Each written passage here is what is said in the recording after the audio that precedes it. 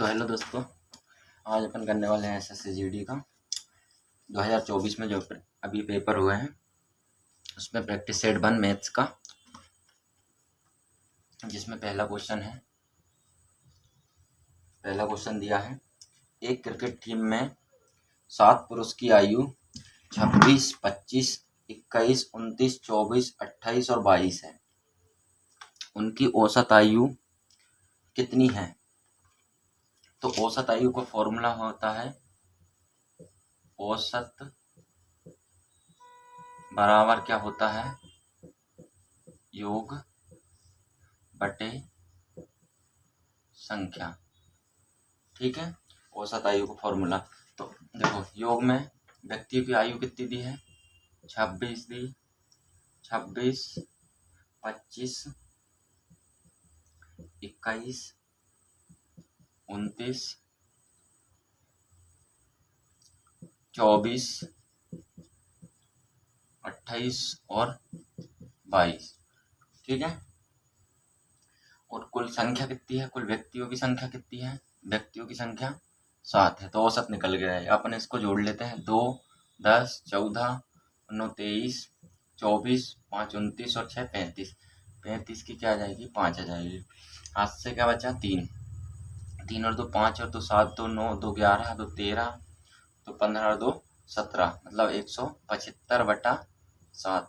तो इन सब की औसत आयु कितनी आ जाएगी, 7 7 एकम 7 7 वो 7 दूनी 14, 3 बचा 7 पना 35।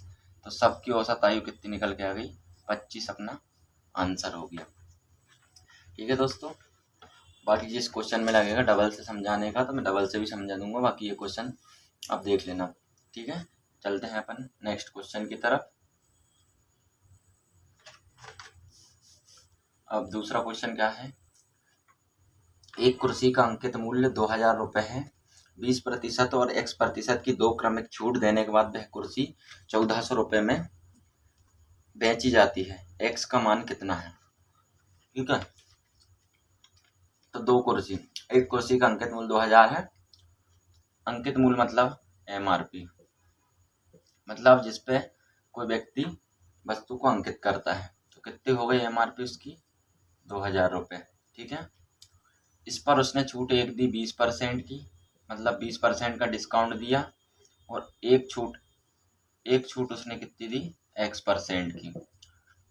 और इसको देने के बाद उसने कितने में सेलिंग करी, इसको छूट देने के बाद उसने 1400 रुपये में सेल करी।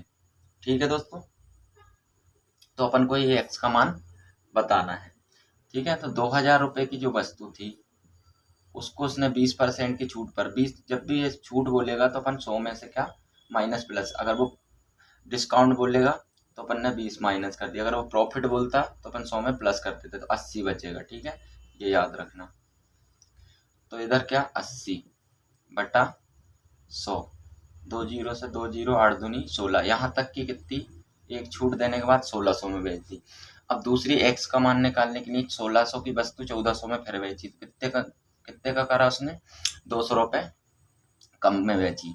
और इधर कितनी अपन को परसेंट में निकालना है, 1600 इंटू 100, 2 जीरो से 2 जीरो काटोगे, 4 से काटोगे, 4 चौको 16, 4 से काटोगे 4 पंजे 20 और 1 जीरो जे लग जाएगी, मतलब 50/4। तो इसको काटोगे तो 12.5 आएगा इसका आंसर।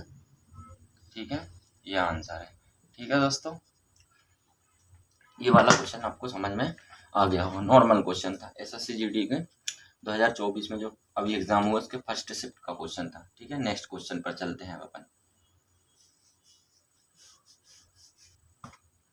नेक्स्ट क्वेश्चन, तीसरा क्वेश्चन क्या है, तीसरा क्वेश्चन है ए और बी दोनों 5000 रुपये प्रति घड़ी की दर से अपनी घड़ियां बेचते हैं। ए 25% का लाभ अर्जित करता है जबकि बी को 10% की हानि होती है। ए बी के क्रय मूल्यों का अनुपात बताना है। ठीक है, ए और बी की नॉर्मल क्वेश्चन है, ए और बी की। ठीक है, ए ने क्या करा है, ए ने अपनी घड़ी कितने में सेल करी है, मतलब इसका एसपी कितना है, 5000 रुपये है। ठीक है, और बी ने अपनी घड़ी कितने में सेल करी है, बी का एसपी भी कितना है, 5000 रुपये। ठीक है, अब ए ने क्या है, ए ने अपनी घड़ी को 25% का लाभ पर बेची, ए ने अपनी घड़ी 25% के लाभ पर बेची और इसने अपनी घड़ी 10% के लॉस पर बेची, ठीक है, ये प्लस में है, ठीक है। अब मैंने बताया था हमेशा कि 100 में प्लस और माइनस करेंगे, ठीक है। तो देखो 5,000 रुपये में बेची इसने, ठीक है, 5,000 रुपये में बेची है, कितने में खरीदी थी, 100% वैल्यू में खरीदी थी, कितने का प्रॉफिट किया इसने, 125, मतलब 25% का प्रॉफिट किया। 25 से काटेंगे, 25 पंजे 125, 25 दूनी 50, 200 और 5 से काटोगे 4, तो ये कितने में इसकी सीपी कितना आ गया, इसका सीपी क्रय मूल्य, इसका क्रय मूल्य आ गया कितना, 4,000 रुपये, ठीक है, इसका क्रय मूल्य चाहिए। अब उसका क्रय मूल्य निकाल लेते हैं। इसने क्या करा, 10% की हानि पर 5,000 रुपये पर 10% की हानि पर 5,000 रुपये में बेची, मतलब ऊपर 100 आ गया और नीचे 10% कम कर देंगे तो कितना जाएगा, 90। एक जीरो से एक जीरो काटी, इसके सीपी कितना निकल के आ गया, अभी इसको काटना नहीं क्योंकि कटेगा नहीं, अनुपात बताना है, तो इसका सीपी निकल के आ गया 50,000/9, ठीक है। अब अपन सीपी निकाल लेते हैं, इतनी इतनी जगह में निकल जाएगा।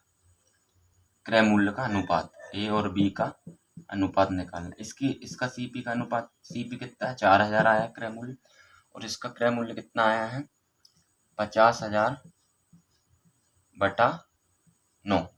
3 जीरो से मैंने सीधे 3 जीरो काट दिए, ठीक है,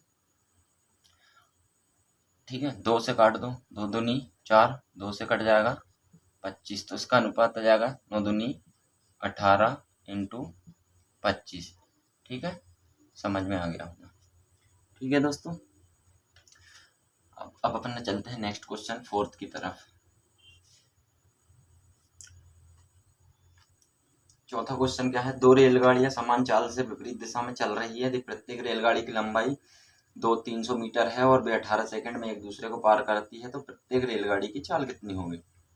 दो रेलगाड़ी, एक रेलगाड़ी 1 है, एक रेलगाड़ी 2 है, इनकी लंबाई कितनी है, 320 मीटर लंबाई, ठीक है, इसकी लंबाई भी 320 मीटर, ठीक है, एक दूसरे को 18 सेकंड में पार करती है, तो प्रत्येक रेलगाड़ी की चाल कितनी होगी। विपरीत दिशा, विपरीत दिशा में जब भी बोले तो चाल प्लस हो जाती है, विपरीत दिशा में चाल प्लस हो जाती है और समान दिशा में चाल माइनस होती है, ठीक है, ये याद रखना, लिख दूं,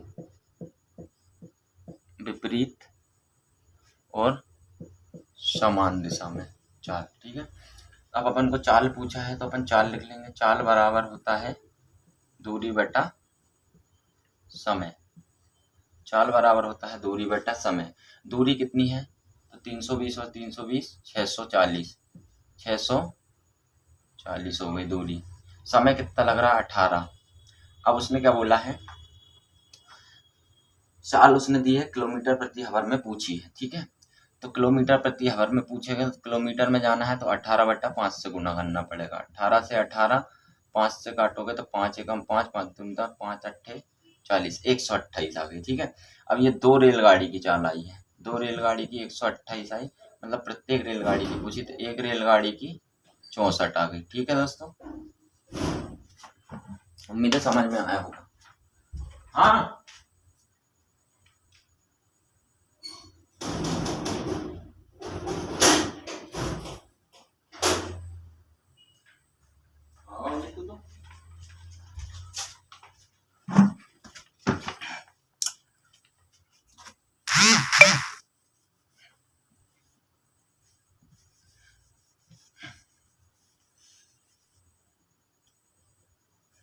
पांचवा क्वेश्चन क्या है, 7200 रुपये को PQR के बीच में क्रमशः 1:1/2, 1:4 और 3:2 के अनुपात में बांटा जाता है, तो R का हिस्सा क्या है। रेशो देखो, PQ और R में 1/2, 4 और 3/2 के अनुपात में बांटा जाता है, कितने रुपए को, 7200 रुपये को, ठीक है, जिसके नीचे कुछ नहीं, एक बना लो। अब मेरे को नीचे से 2 हटाना है, तो 2 हटाना है तो सब में 2 का गुणा कर दो, 2 से 2 कट गया, 2 से 2, इसका अनुपात क्या आ गया 1, इसका 8, इसका 3। अब ये 7200 जो दी है वो इन सब की वैल्यू है, 8 और 3 11 और 1 12। 12 की वैल्यू कितनी? 7200 रुपये। 12 से काटोगे तो 12 छिंग 72, ठीक है। 600 रुपये एक की वैल्यू है। 6 पूछी आर की वैल्यू है तो आर में 600 को गुना कर दो, 6 3 1800। 1800 उसका आंसर हो जाएगा। छठवा क्वेश्चन देख लेते हैं अपन। छठवा क्वेश्चन है यदि m और n 9 और 6 के अनुपात में है तो m प्लस n अनुपात m माइनस n का मान क्या होगा? नॉर्मल क्वेश्चन है। m और n का अनुपात दिया है 9 अनुपात 6, तो m प्लस n और m माइनस n क्या अनुपात पूछा है। तो कुछ नहीं है, दोनों को मान रख दो। 9 और 6 15, इसमें से जाएगा 9 में से 6 जाएगा तो 3 बचेगा। 3 एकम 3, 3 5 15, ये उसका रेशियो हो जाएगा। 7वां क्वेश्चन है, मेरे इधर थोड़ा सा प्रॉब्लम है इसमें, तो 7वां छोड़ देते हैं, 8वां क्वेश्चन करते हैं। ये 8वां क्वेश्चन है यदि एक आयत की लंबाई में 14.28% की वृद्धि कर दी जाए तो क्षेत्रफल को अपरिवर्तित रखने के लिए इसकी चौड़ाई में कितनी प्रतिशत घटाई जानी चाहिए? आयत का क्षेत्रफल जो होता है, आयत का क्षेत्रफल होता है लंबाई गुना चौड़ाई, ठीक है। तो उसने बोला है लंबाई में, उसकी लंबाई में कितनी 14.28% की वृद्धि कर दे, तो 14.28% का मान होता है 1/7, ठीक है। तो मैंने उसकी लंबाई 7 मानी, लंबाई 7 थी, 7 से कितनी बढ़ रही है 1, मतलब कि 8 हो रही है। और उसका क्षेत्रफल को अपरिवर्तित रखना है, चौड़ाई कितने प्रतिशत कम करना है, तो मैंने चौड़ाई को इस 1 कम कर दिया, ठीक है। 8 पे कमी हुई है इंटू 100, चौड़ाई को भी 7 मान लेना आप और इसको 8 मान लेना। 8 से 7 कमी करोगे तो ये कितनी आएगी, लगभग 4 से काटोगे, 4 से 4 दूनी 8 और ये 25, मतलब कि लगभग 12.5% की कमी करनी पड़ेगी, ठीक है। नेक्स्ट क्वेश्चन, 9वां क्वेश्चन है किसी वस्तु का विक्रय मूल्य 5175 है और उस पर 25% की छूट दी गई है, वस्तु का अंकित मूल्य कितना है? विक्रय मूल्य, विक्रय मूल्य, किसी वस्तु का विक्रय मूल्य एसपी कितना दिया है 5175, ठीक है। और इसका मार्क प्राइस बताना है, अंकित मूल्य बताना है, और इस पर कितनी छूट दी गई है 25% की छूट दी गई है, ठीक है। कुछ नहीं, मार्क प्राइस मैंने मान लिया 100 रुपये की वस्तु पर, और इसने एसपी कितने में करा 25 की छूट देकर 75 में, तो इसको काट लो 25 चुको 100, 25 दिया 75, तो ये 5175 जो है 3 की वैल्यू है, तो 3 से काटोगे तो 17 3 51, 3 2 6 3 5 15, ठीक है। तो 1725 गुना हो गया पहला, तो दूसरा रेशो भी इतना गुना कर दो 1725, 5 से काटो 5 चौको 20, 4 दूनी 8 और 2 10 की शून्य, हाथ से 4 7 28 29, 2 4 और 2 6, तो उसका मार्क प्राइस कितना था 6900, ठीक है। नेक्स्ट क्वेश्चन पर चलते हैं।